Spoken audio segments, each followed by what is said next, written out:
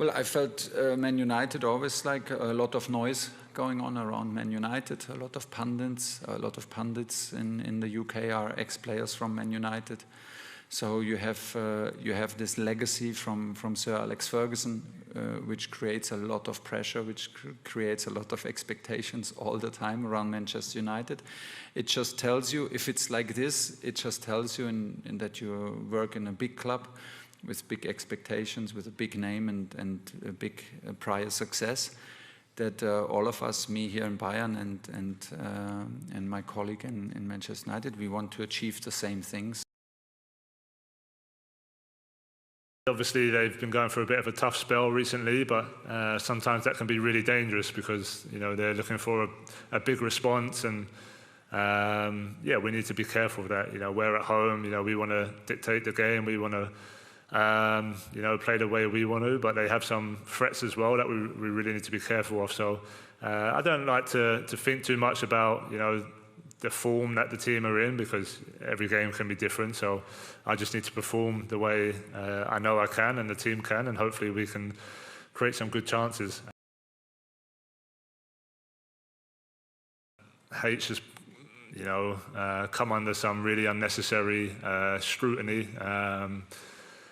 Probably been scapegoated a little bit in terms of the way the team have gone over recent times. So yeah, I know he's a really good friend of mine. He's a great guy, really hard-working professional. From an England point of view, been one of our best defenders in recent times, and I'd go as far to say one of our best defenders over the history of our country.